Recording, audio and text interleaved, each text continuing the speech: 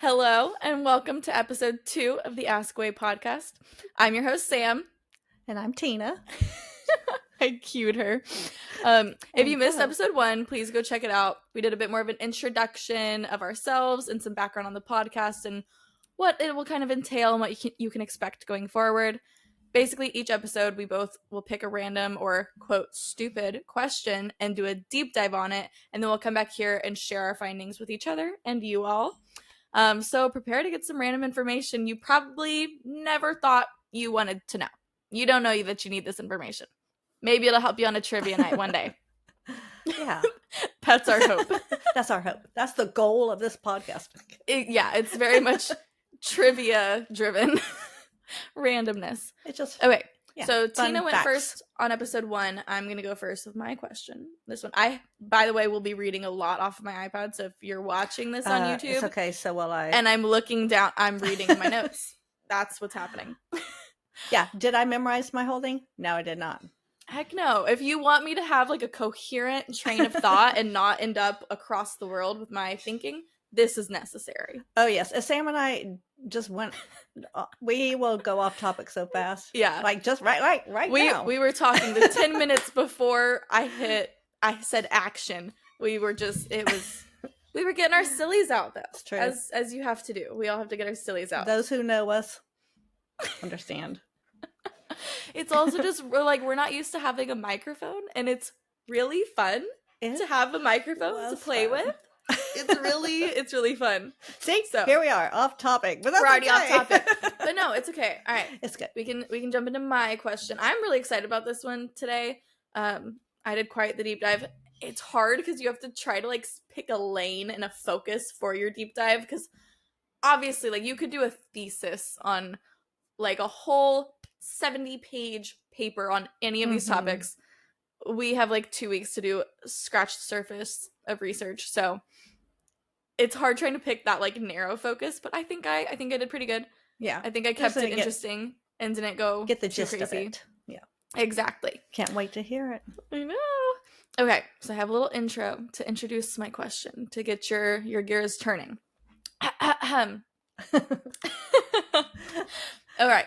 So, there are many factors that contribute to one's identity, whether that be your core values and beliefs, religion, culture, ethnicity, gender, sexuality. The list goes on. Many of us tie part of our identity to a geographical location that we consider to be home. This could be your birthplace or where you grew up or spent a lot of your childhood. I personally am a proud Texan and a born and raised Austinite. But have you ever wondered where these names come from? Or have you ever found yourself stuck trying to find the name for residents of a certain city or state and you just can't figure it out? So the term for this is a demonym. It's D-E-M-O-N, like the word demon. Demonym. Y-M. Okay. Yeah. Which that word is very helpful because I was the way I would try to say it, I'd be the name the name you call people from a certain place, and it's it's a demonym.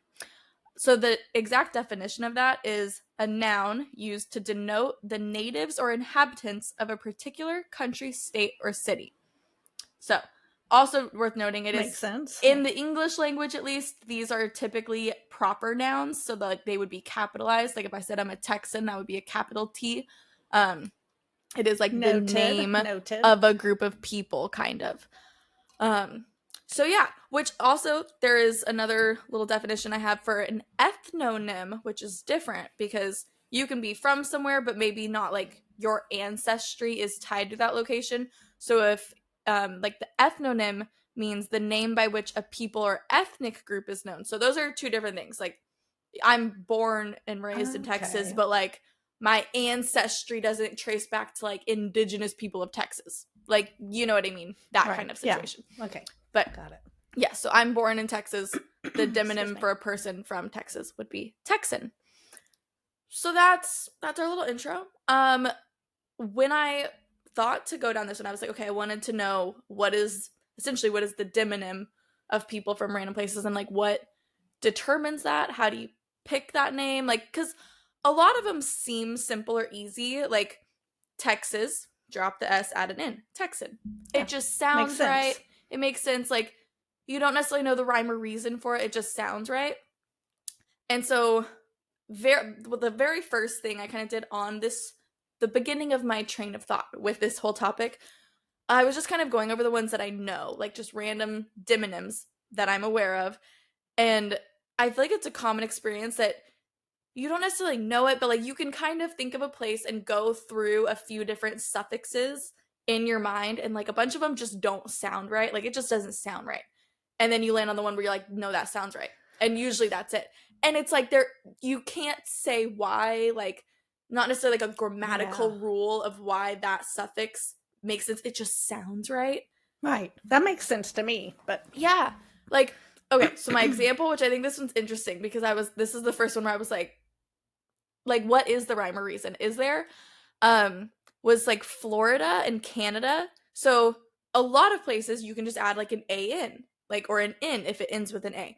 So I was like, Florida, that could easily be Floridan, add an in, but that's not what it is. If you're from Florida, you're a Floridian. Like, but I was like, okay, but you could just add an in and it still works. It doesn't quite sound right. Right. But you could add the in. So, like, why on Florida do you add the I, but on other states you just add an in? Like, and same with Canada. It could be a Canadan. That just doesn't sound right. But no, it does not. It doesn't. It sounds so wrong. Like it's a Canadian. Canadan. But like, I know. Even like when I wrote the word, I was like, can like I couldn't say it because I was like, that is so wrong. A Canadan. I know. That's interesting because is it because we've heard it? You know, right? We know what it is exactly, or is that it just sounds better? Because to me, it really does just sound better. It just sounds better. Canadan. Nope. Canadian. Yes. Yeah. Floridian. Like, yeah. Exactly. It sounds. It so that was the first one where I was like, why do some you add an I, some you don't? And then obviously there's many other suffixes like, I mean, well here, okay. I'm getting ahead of myself. I know, it's so easy to do. It's so easy. Okay, so basically all of the demonyms, for the most part, is like the name of the location, and then you add a suffix. Maybe you take a few letters off, add the suffix. Typically, it's the name of the place with a suffix. That is generally the formula. There's a few exceptions, which we'll talk about. Okay. Yeah, so, okay. There's like the main 6 most common suffixes for demonyms. And again, there are the random little one-offs, but these are like the most 6 common ones. Okay. So real quick, we have, like I said, the A in, because sometimes you have to add the A, sometimes the A is already there, you add the in. Depends on the name. This is mostly for countries and continents. Think like Mexico, take off the O, A in, Mexican. Africa, you add an in, African. Simple. Then we have the IAN, as in Floridian, Canadian. Again, I don't know why.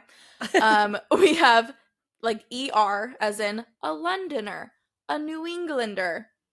Very simple. You take the name, you add the ER. Simple. Yeah. We have E's, like ESE, as in like Chinese, Japanese, Portuguese. Those are less common, but they're still well known. Like, again, it just sounds natural, but like a lot of places you wouldn't just think to add E's on there. You know what I mean? Yeah. It's a bit more of a random one, but it's still somewhat common. So E's, and then we have ISH, as in like English. Like you're from England, you're English.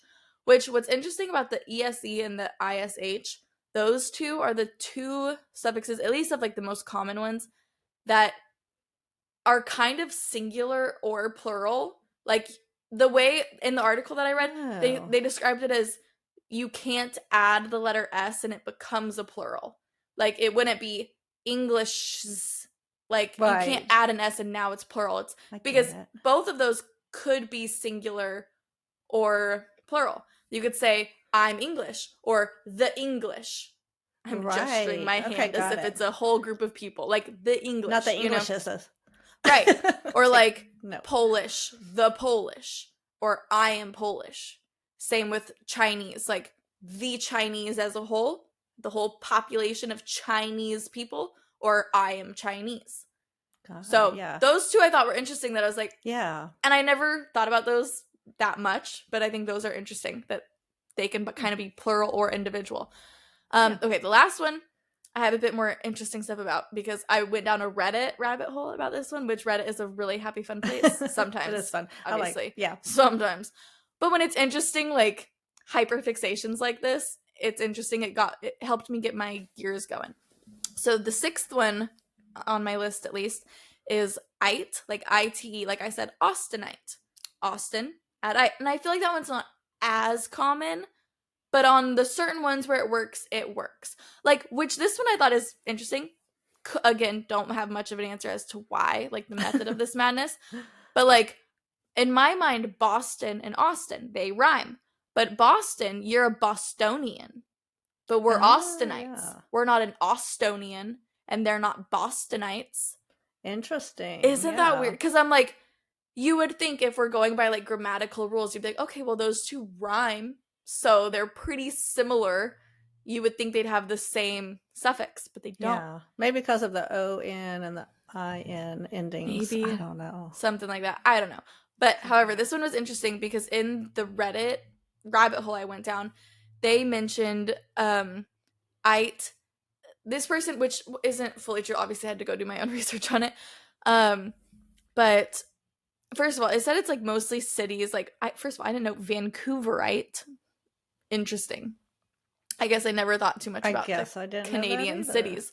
But yeah. That's true. But someone pointed out that they see the like suffix ite mostly in the Bible or in like biblical terms, which I was like, okay, yeah. Because so then I was like, okay, yeah, like I know someone from Israel, you could be Israeli or you're an Israelite. That means the same thing. But like, and they both sound right. Like, it's not like, yeah, you know, they both sound right. I've heard both of them and I've never gone like, you should be saying Israelite instead of Israeli. Like, you know. Yeah, that's interesting. It's never been something that you hear and you think, no, that's wrong. Both of them sound correct. Right. So I was like, okay, maybe it's like, that's a more biblical term. Like that was, you know, maybe it is mainly used in the Bible. So in the Bible, they said Israelite. So this one was kind of interesting because I was like, maybe it's more geographical. Like a lot of these like Middle Eastern countries use the same thing. And so then I was like, of course, most of this boils down to language. And this one was just like one of the most clear examples I could find of this. Because I was like, a lot of places it's probably, you know, the demonym of like their preferred demonym would be in their own language. And so then it's just a matter of finding a translation into English or whatever language you speak. And that would be where those things like they start to sound weird because it's like, well, so for this one, I'm just using Israel as like my example because that was the first one I thought of. Yeah. So so the Bible is originally written in Hebrew. And so the Hebrew like suffix that you would add to, I guess, demonyms, like to make a demonym or like make a term like that would be the letter I, which in Hebrew generally means like the people of, like people of. Okay. So if you add that I to Israel, it would be the people of Israel. Gotcha. And so that's in Hebrew, like in the native tongue, that's in like the native or the language the Bible was written in. So therefore, that's how it was originally in its most authentic form. Because obviously, if you only speak English, whatever version of the Bible you've read has been heavily translated. I mean, completely translated, and like any level of translation can be up for debate because it's translation. It's not an exact science, which we can talk about more because I love talking about languages. That's when we'll bring your brother into us as a guest speaker. Well, yeah. Well, and this is where my interpreting education comes in handy because it's like there's a lot to consider when translating things. Like sometimes there's a direct translation. A lot of languages, there are not direct translations. Like there's a lot of languages that have a word where there's no word for that in English. You know, where you're like, like I wish, like we need a word that describes that feeling that like, I don't know. It's fun. But anyways, I'm getting off top. It's so easy to do. I know. Okay, so in the Bible, which was written in Hebrew, the suffix I, means like the people of. And so then when it was translated into Greek, the Greek translation, because they have a direct translation of that I that means people of, and theirs is like ITES, like ites. So it'd be like Austinites, Yeah. Israelites, and that is their direct translation of the I in Hebrew. And so pretty much what I saw is that English kind of borrowed it from that. Like, I don't know if maybe because I mean, a lot of English is a mix of other languages, but essentially we just kind of borrowed that ites and kind of adopted it into our own translations. That's how of language works. Yeah. Right. So I'm like, maybe it was when they were translating it from the Greeks, like maybe it was translated from Greek to English before it was directly Hebrew to English. And so they were like, oh, it's ites. And so they just borrowed that term. Right. And that happens suffix. a lot. Mm-hmm. Yeah. So it's like, so that makes sense. So basically, that suffix means the people of this place that it's been attached to. So that one was really interesting. And it kind of like explained why you see that a lot in the Bible, like the Bible we read, because of all the translations it's gone through and everything. So I thought that one was really interesting. That was interesting, yeah. Okay, right? Yeah. Learning stuff as we go. I know. That one's cool. So those I'm gonna be so smart when we are gonna have a brain full of like useless random information and like 5 actual helpful facts for life. Awesome. It will be awesome. Okay. So then, I just wanted to mention there's a few like random little one-offs, like I mentioned earlier. Like there's people from Switzerland. They're not adding anything. They like delete most of the word and just as soon as you said that, add some extra letters. Like Switzerland, they take the first 3 letters and add 2 S's. Swiss. Yeah. Okay. The Swiss. We're the Swiss. Because otherwise, what would it be like Switzerlanders? Which kind of sounds cool. Kind of sounds like a population from like a fantasy novel. Switzerlanders. Yeah. Switzer. They're like, the name's long enough. We don't need to add to it. Yeah. Right. And it's one of those where like you go through it and you're like, none of them sound right. So they're like, yeah, nothing sounds right. But you just are the Swiss.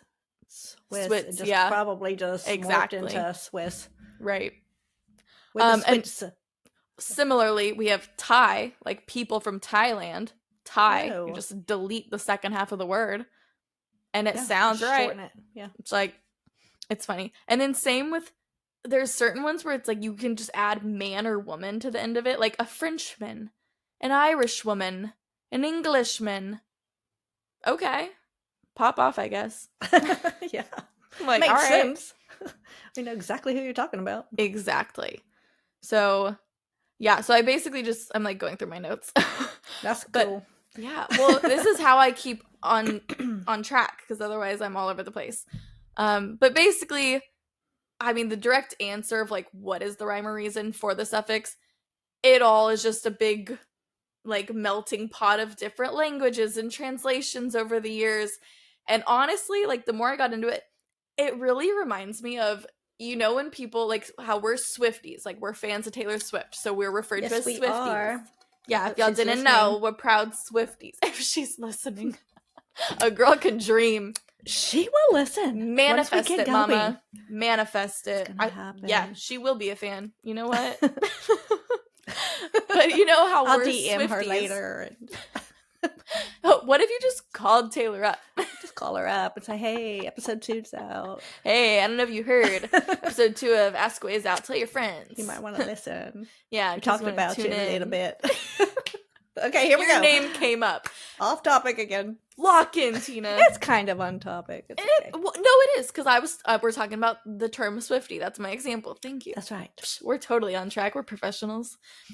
Anyways, so a lot of this reminded me of the concept of coming up with those fandom names. Like, we are the Swifties as a whole. I am a Swiftie. And then there's, every famous singer or celebrity or band has that. Like, there's the One Directioners, things like that, where it's like, you identify with this name.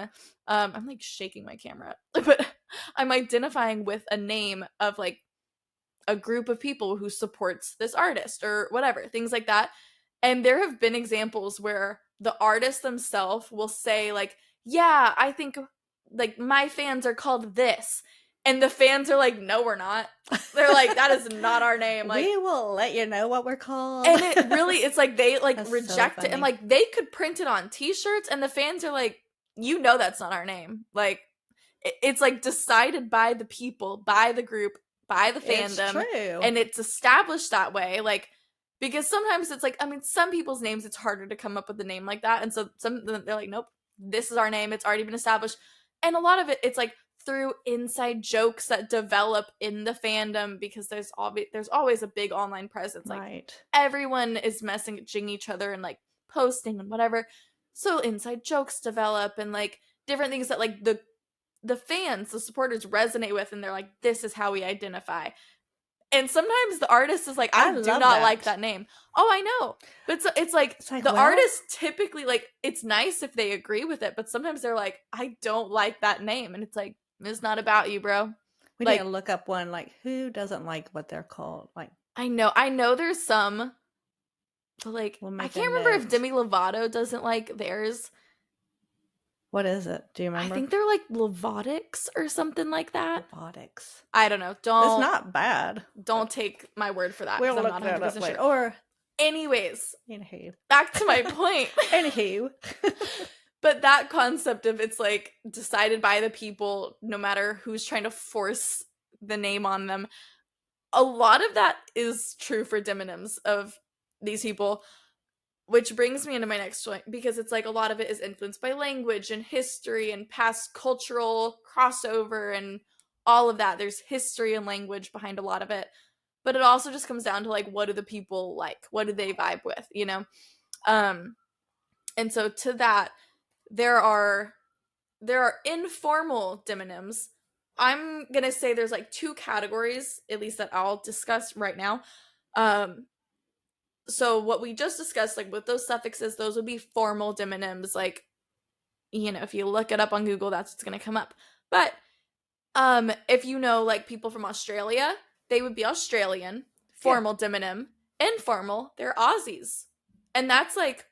That's right. That's well known. It's very much accepted. I don't know if they... Yeah. I'm sure they named themselves that or whatever, but it's like, it's welcomed. It's almost like a term of endearment, you know? Yeah. It's like a family nickname where they're like, this is not your name, but like, it's your name. You know, like you'll like respond to it. It is. It really is. Yeah. Or similarly, how New Zealand, formal would be New Zealanders. But to me, that almost doesn't even sound right, because I'm like, they're Kiwis. That's what people from New Zealand are. Cute. Which I was like, almost like, depending on where it came from, it could be like, you could see that as an insult where you're like, why, like, because a kiwi's like a little bird, isn't it? And they could be like, and it's also offensive. A little fruit. There's a bird and a little fruit, which is unique. Yeah. But like, you know, it could be like a, what? Like, it could be taken badly almost, because it's like, you're not respecting, like, we're people, whatever. But it's like, because it was created or came from positive intention, it's like, it's a term of endearment, and they're proud Kiwis. Like, it's a positive name, and it's an informal demonym. Like, they identify with Kiwi.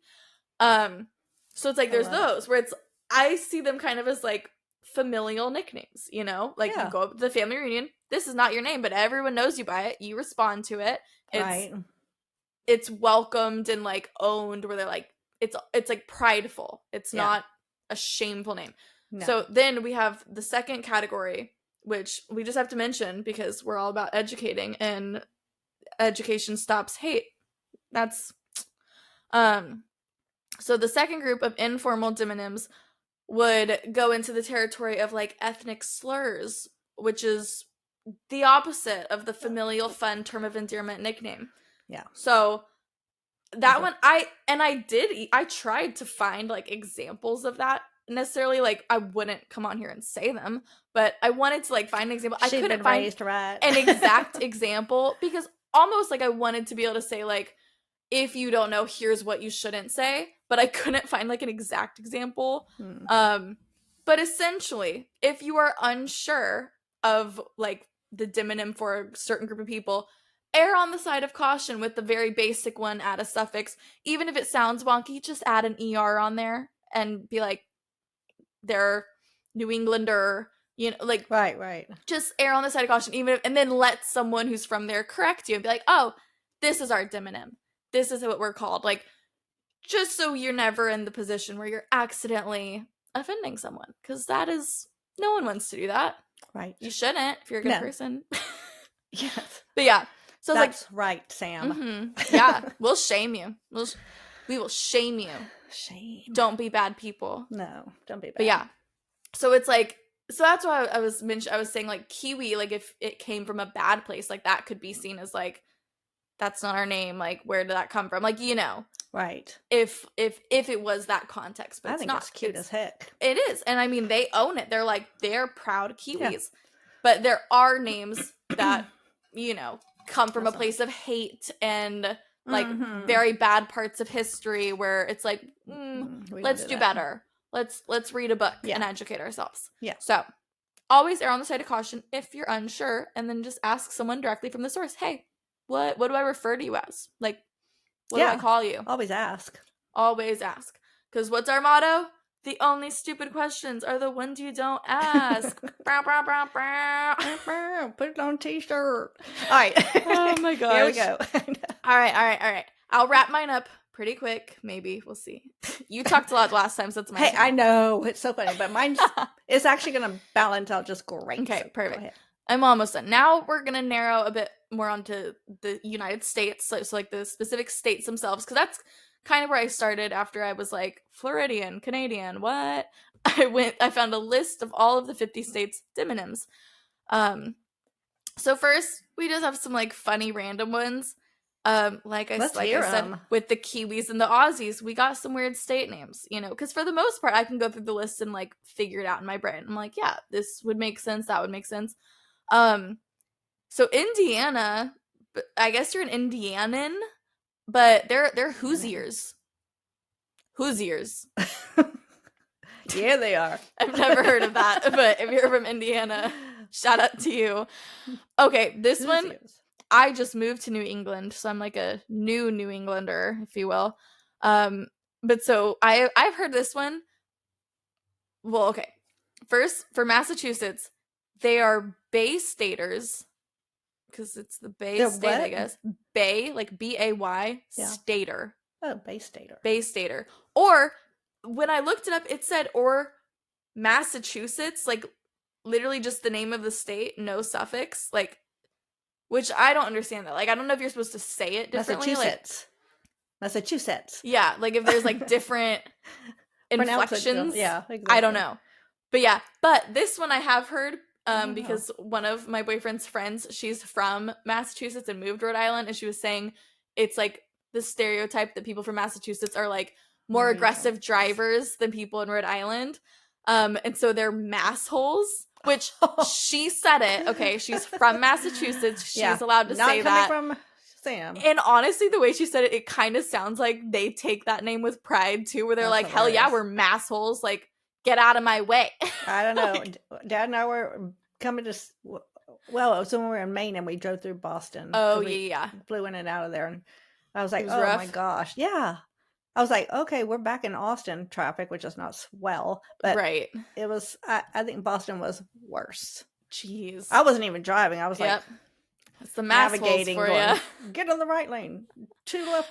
I think I literally tried a beer the other day that was like called Masshole. Like it was so. That's funny. I think like you would think that'd be an insult, but I think they take it with pride.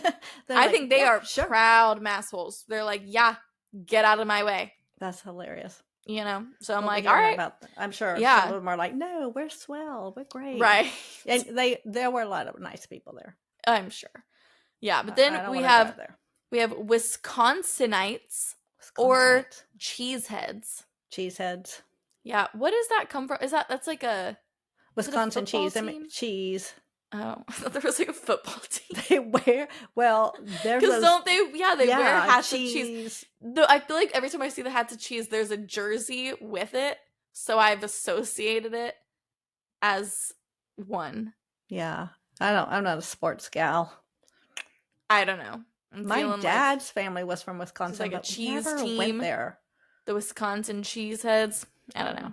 Don't come for me. I'm not. My roots are in Wisconsin. I don't know ball. Okay, then there's Ohioans.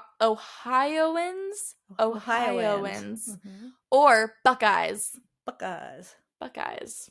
Yeah. Is this just their team names or what? See, I don't know. I feel like this is their team name. I don't think so. I don't either. These are like nicknames. Like, well, you would know. You researched it more than me.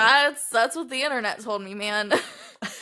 Okay, these ones I said they like don't sound natural. Is my note to myself. Those were the funny random, and now we have don't sound natural.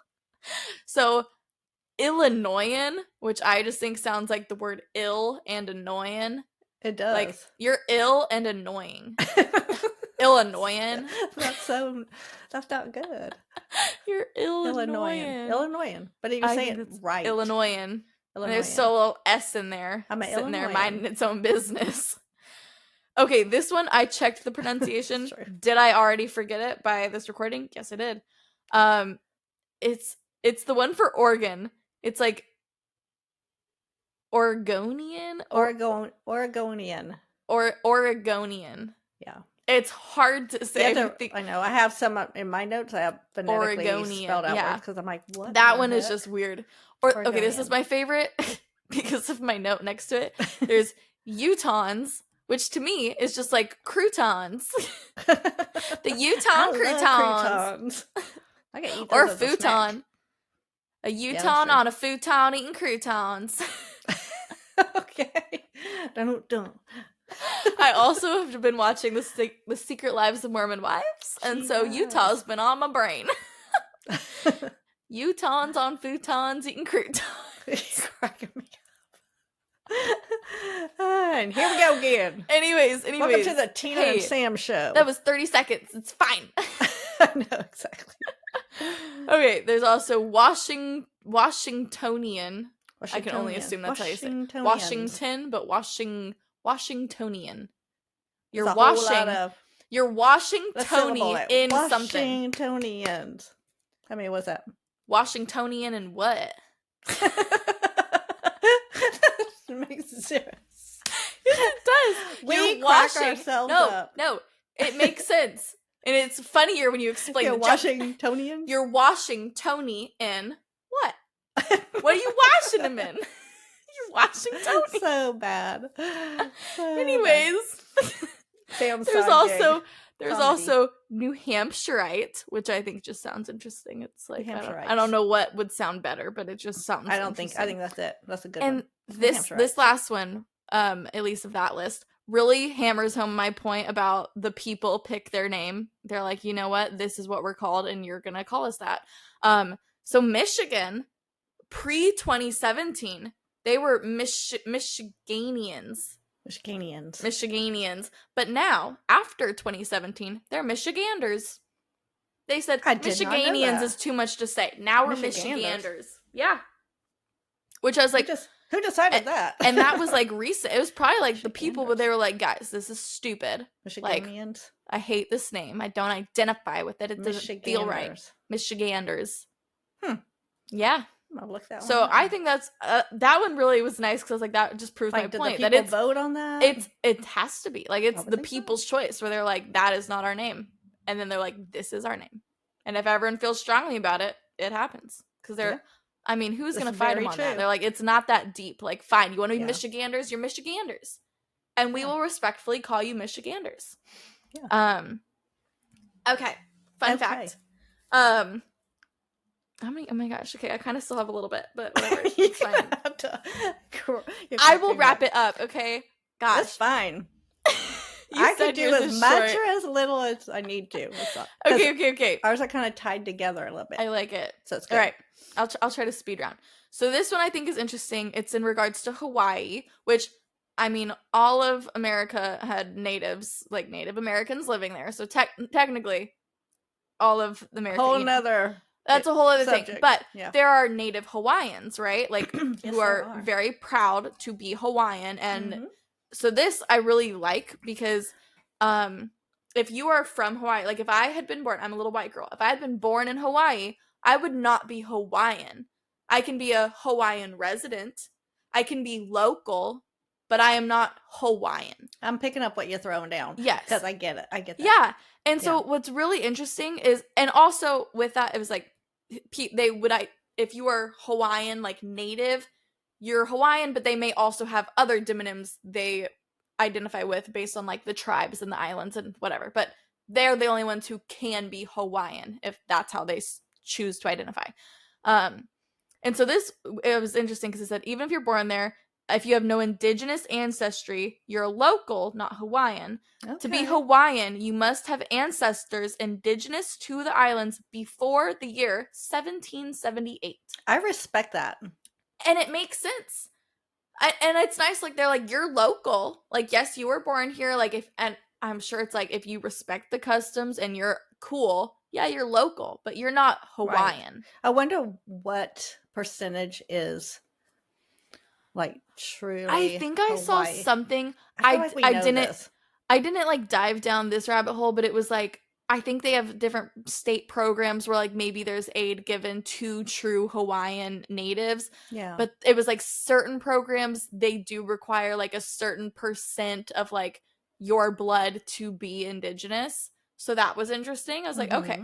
Again, I did not go down that rabbit hole. Because as years go on. Right. It dilutes. I mean. You know. Yeah. But yeah. Okay, so my last little bit, this is a good segue because we're talking about the indigenous people of the states. Because when I went down that list, a lot of it ties into like, well, where did the state get its name in the first place? Because it's just the state plus a demonym, or plus a suffix to make the demonym. So a lot of it was like, well, where did the state get its name in the first place? And a lot of them had to do with native language, native cultures. And so 27 out of 50 states are named like either after native tribes, or their name comes from native language and Native American culture. So over 50%, it sounds like a win to me. Yeah. Essentially all the states, if they're not those 27 that are native, have native roots, it's basically just the different people who settled the state and claimed it, or so, it's a lot of different European settlers and colonizers. Woo! That's why I'm glad we have at least 50% indigenous.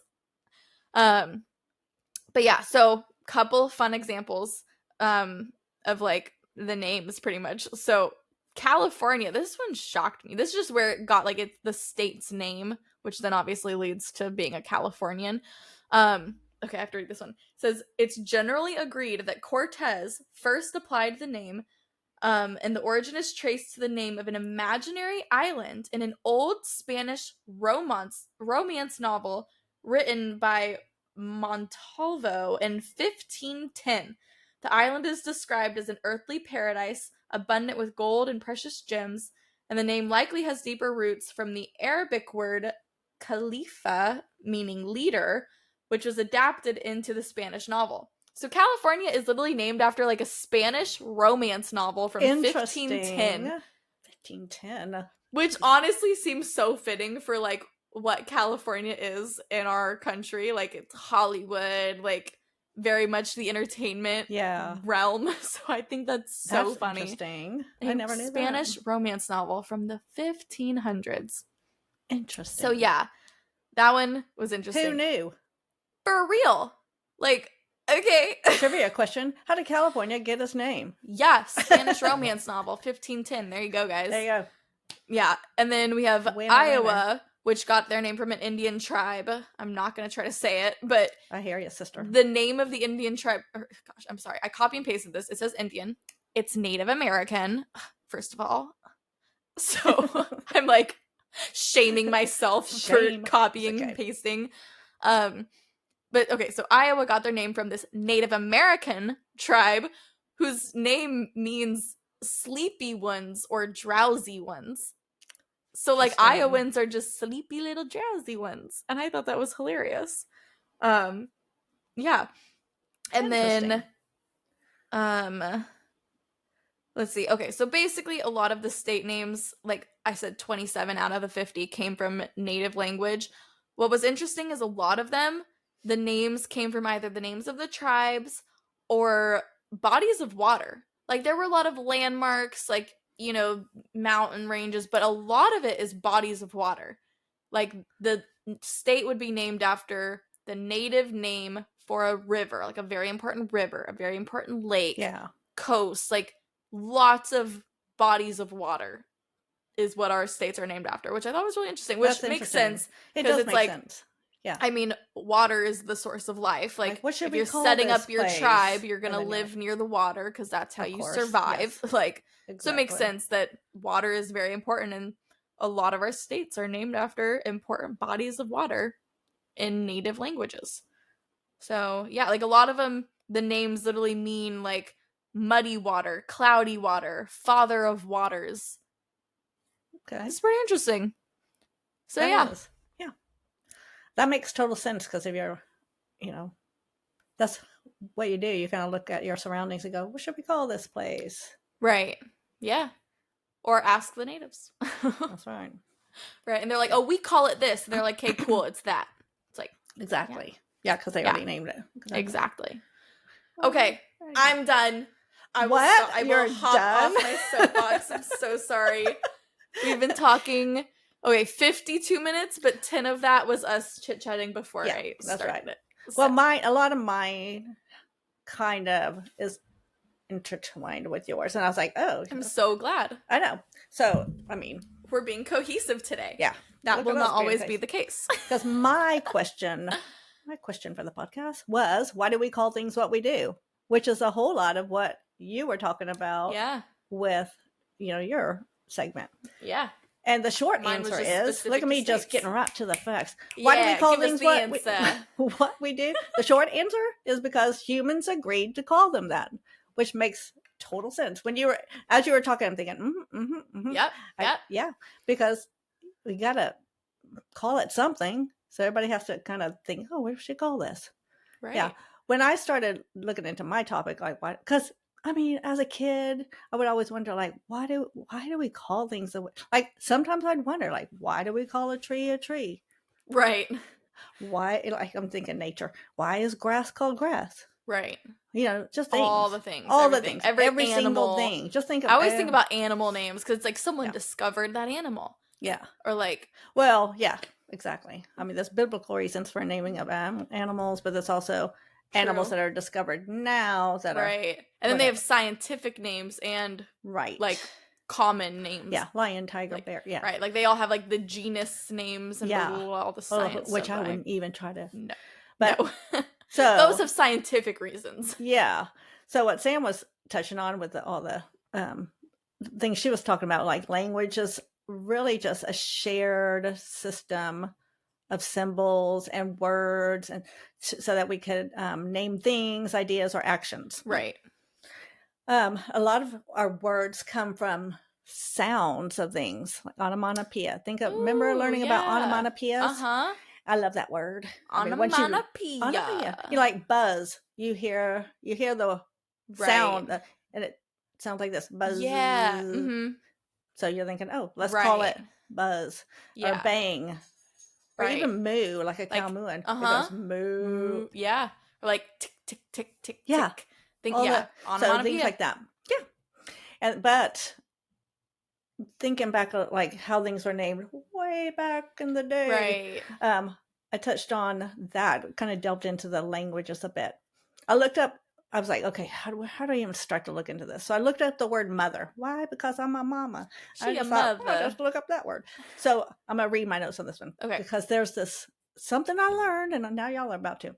So I looked up the word mother, which comes from Old English, which kind of is a translation of English eventually, but Old English, modor, M-O-D-O-R.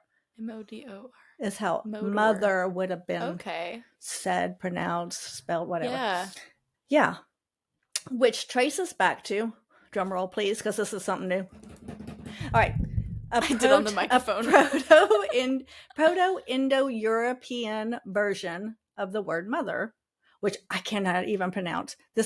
I'm going to get into that. I know you're going, what the heck? I'm like, wait, say that again? I will. I'll say it slow in a minute and explain it, because I'm like, excuse me, sir, what did you say?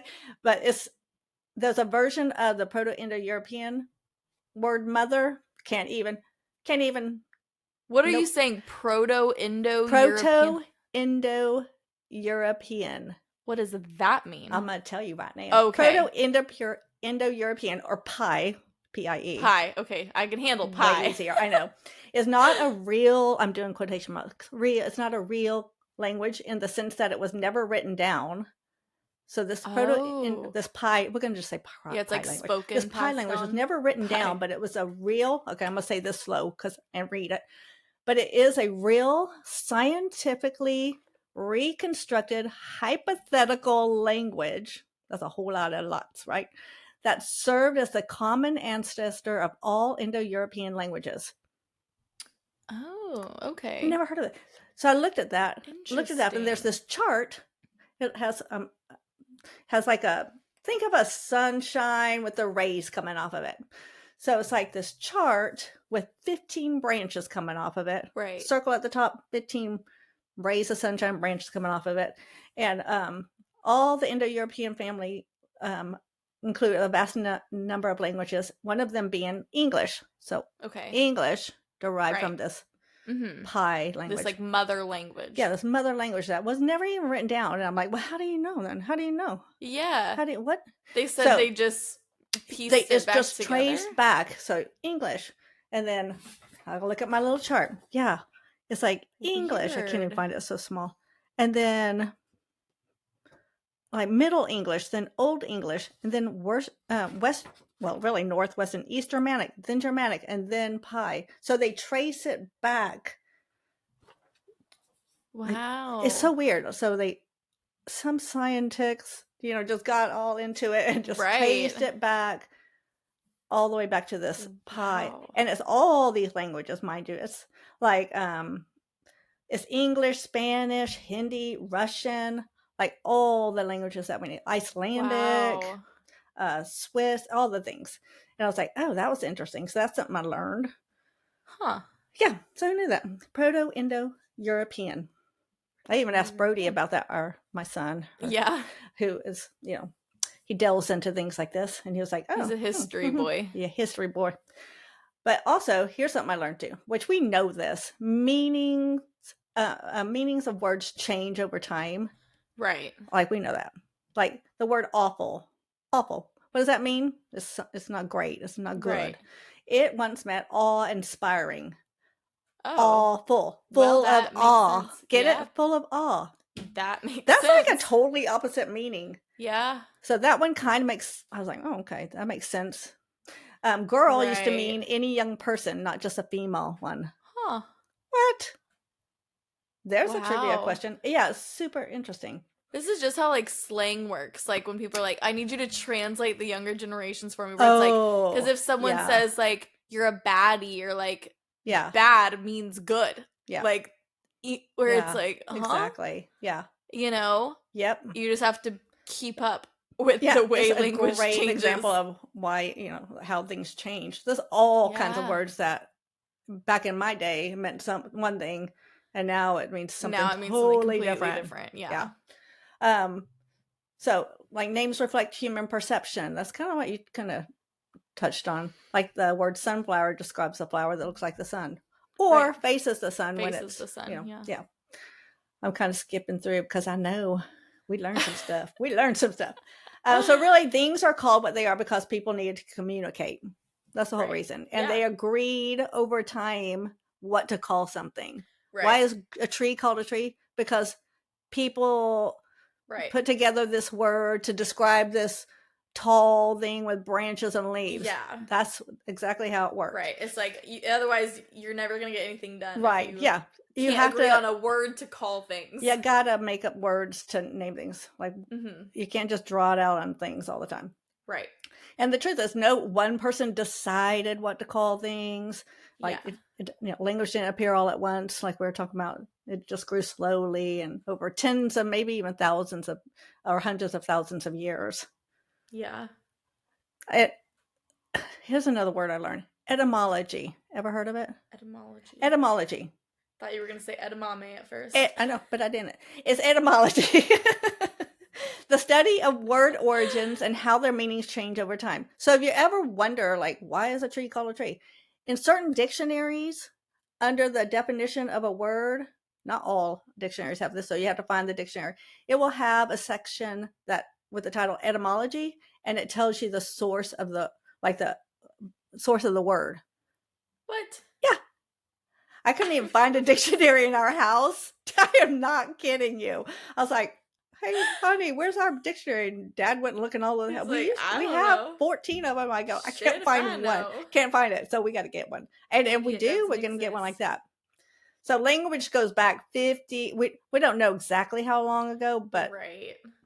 I mean, there's no exact moment we know who spoke the first word. I mean, it had to be earliest humans. It had to be 50. Noises. It was at least, it's a broad range, 50 to 100,000 years old. Like, that's a 50,000 year, range. Yeah, but, like, wouldn't it just be this, like, the start of people? Like, whenever yes, when early humans had developed the brain capacity for complex thought. The physical ability to form sounds and the social need to communicate. Oh, we could go down such a rabbit hole. Yeah, such a whole lot of stuff. But there's all kinds of theories about how words became to be. I'll name a few of them, like bow wow theory, poo poo theory, yo theory, ding dong theory. They sound kind of weird, huh? Yeah, what the heck? Bow wow theory is words that it's almost like onomatopoeia. Wow, bow wow theory, like buzz, moo, cuckoo. Okay. The words began as imitations of natural sounds. Bow wow theory. Yeah, that makes the poo poo theory. It's like Winnie the Pooh, Pooh. Okay. Words started as emotional cries like ugh, ow, wow. Right. Those kind of words. Yeah. Yo he ho theory. That's like a rhythmic sound. I know, rhythmic sounds like heave ho. Like that kind of thing. Yeah. Ding dong theory. Sounds were chosen because they felt right. Like the word tiny sounds small. Interesting. And I'm like, but does it sound small because we know what tiny means? Right. Or because I can picture the written word. Right. And the written word is shorter. So when I read than, that, I was like, but is that true, or is it because we already know what that tiny means? It's kind of impossible to look at that with it's kind of hard. No bias. So really, it's a fit, kind of a mix and a fit of all those theories and blah blah blah. Okay, I'm gonna get down to some things so we can close this out. But I just want to. There's some funny things. No, talk to us, Tina. Like why do they call the word fart a fart? Yeah, I don't know. See. Like, these are things kids want to know. I substitute teach in the elementary. So I'm like, okay, so if a kid ever asks me, I got the answer.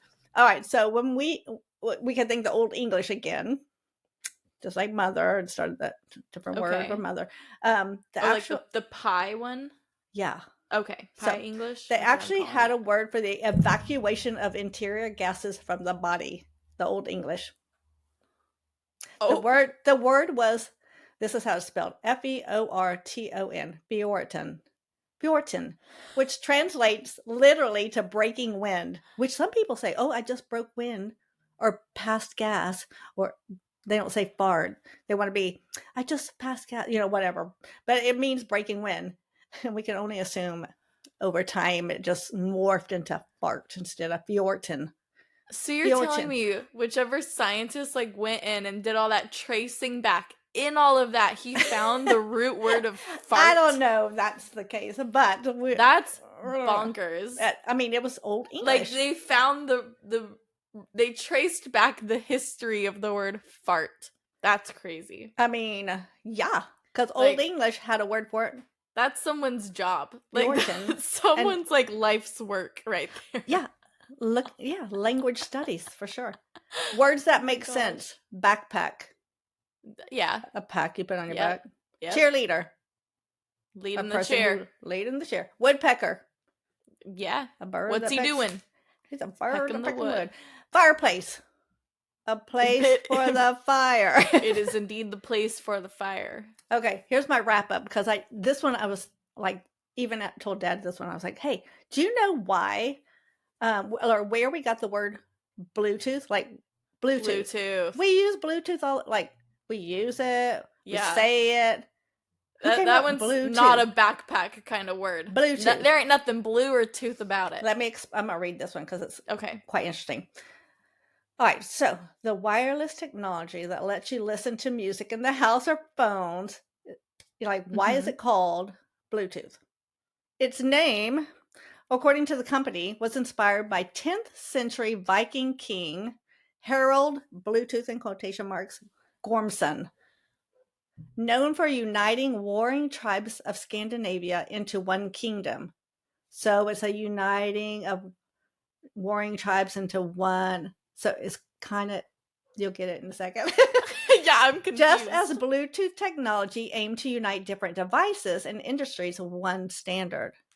You know, like how we... Oh, yeah, because like you don't need like a plug. Yeah, you just... to like...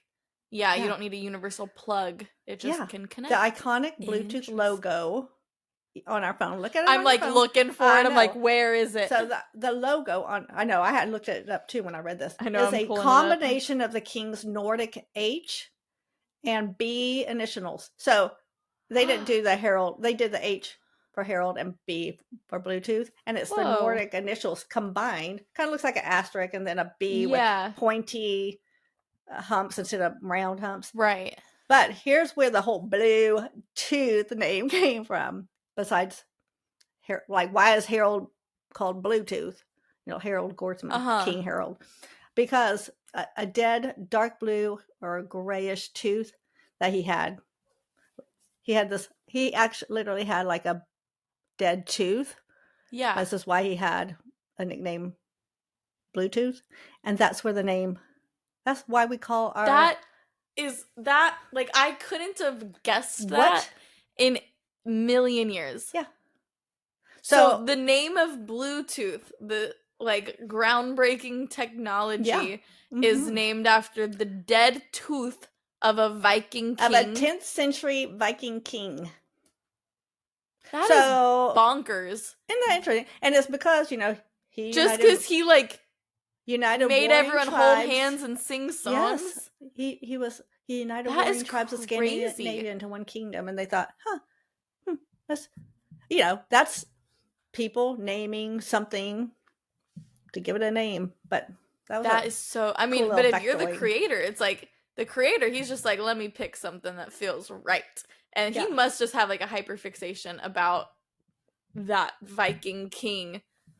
Exactly. To then be like, yeah, I'm gonna name, like, he's like, you know, my homie Bluetooth. Yeah, interesting. This is yeah. So why do we call things what we do?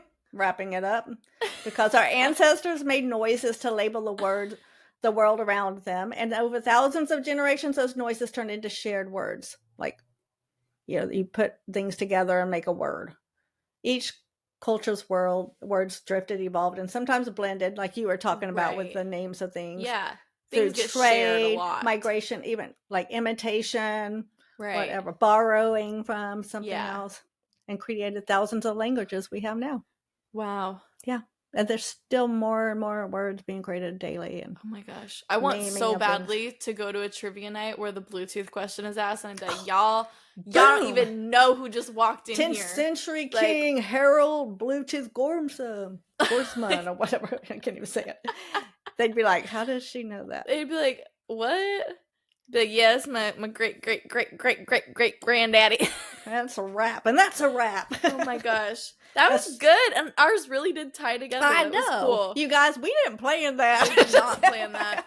We will usually say like states. Like I told her, hey, I picked my question, and like I think I told you so you wouldn't pick the same one. Yes, exactly. But like we know nothing about each other's deep dives before we sit down for this. We just generally know the question. Maybe we should. We should coordinate a little bit. Vibing that they kind of. No, yeah, but I don't know if we would be able to do that every time. I know. I don't think so. That it's interesting how it's worked out.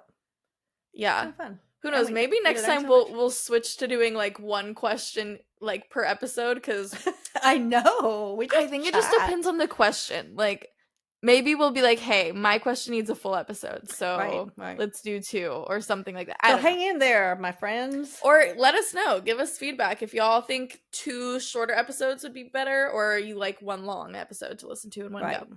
let us know. I know I We're did here get for the some people. feedback like, hey, we want to see you. Like for people who like to watch instead of just listen. I'm like, we're getting there. Yeah. We'll get there. Yeah, that's just a technology skill issue on my part. So, I mean, Tina, if you want to try to post videos on YouTube, go for it. Sure. Maybe when you're here for the holidays, we'll figure it out. Right. I know, that's my job in this One of our podcast. friends will chime in and say, I can help you with that. It's not hard. Right. We'll see. Alrighty, well, we will be done talking for now. We'll see you all, or listen. I don't know how to say that. We'll hear y'all all later. But we won't hear them. No, we'll be here in 2 weeks if y'all want to join us or not. So we're hilarious. We're figuring it out, man. We're figuring it out. All right. Well, we'll see y'all next time.